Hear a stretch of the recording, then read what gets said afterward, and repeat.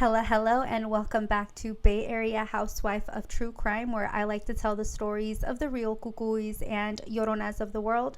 We are at part 3 of the Lashaun Harris case. As a reminder, topics may be triggering. Viewer and listener discretion is very strongly advised. The people mentioned are innocent until proven guilty in court.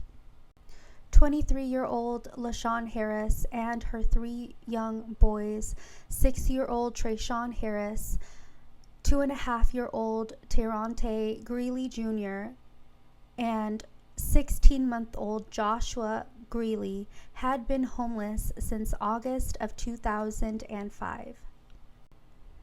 They had been staying at the Salvation Army shelter in Oakland, California. They were assigned room 108 at the temporary emergency housing, which was filled with 5 single beds, a wooden bookcase, and with the kids' drawings on display. The shelter only allowed their guests to stay there for 28 days, and although Miss Lashaun's 28 days had passed on September 21st of 2005, her caseworker asked for an extension. The caseworker reported Miss Lashaun had been working on making improvements in her life and had been working on getting into more stable housing. The shelter employees noted nothing unusual about the young single mother of 3 who kept her children fed and clean. Lashaun took her eldest son to first grade every single day. Lashaun had just started a new school and he seemed to like it. As many eldest siblings do, he helped his mom care for his 2 younger siblings a lot. 6-year-old Lashaun had attended Manzanita Elementary School since August of 2005. He had previously attended Markham Elementary in East Oakland from August of 2004 through May of 2005 when they were pulled out to move to Florida with her sister. Lashaun's mom, Avis Harris, had been trying to get custody of the boys for several months due to Lashaun's erratic behavior. She had made contact with the Alameda County Social Services regarding her worries for the kids' safety with the person who was supposed to nurture and care for them the most. However, the agency admitted that they did not become involved, but they did admit to having indirect contact with the family. The agency explained that they do not take children away from their parents solely because they are homeless or mentally ill. The kids' dad, Terrante Greeley, lived in Alameda and was devastated. The next day, police took the mourning father of the kids into protective custody on a 5150 because they feared for his safety.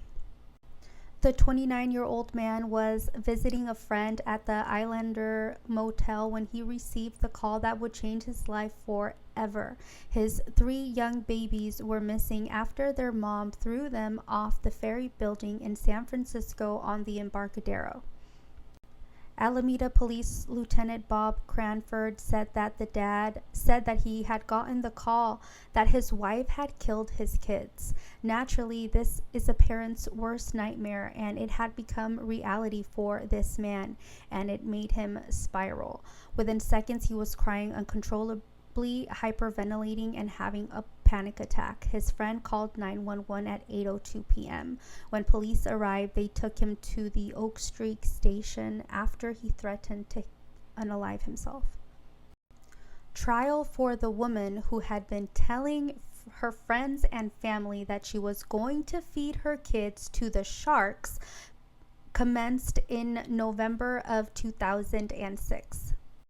According to her public defender, Ms. Lashaun scored a 69 on the IQ test, which categorized her as borderline mentally challenged. The jury was shown a videotaped interview where she speaks to homicide investigators after declining her right to an attorney. During the recorded interview with police, she seemed confused and unable to follow the conversation. She spoke quietly, often mumbling and crying. She told detectives that the voices in her head told her to give her kids as a living sacrifice, to take their clothing off before she threw them into the San Francisco Bay. A psychologist hired by Ms. Lashaun's defense team testified at trial that she had told them that God had instructed her to take her kids to the pier, undress them, and throw them into the water.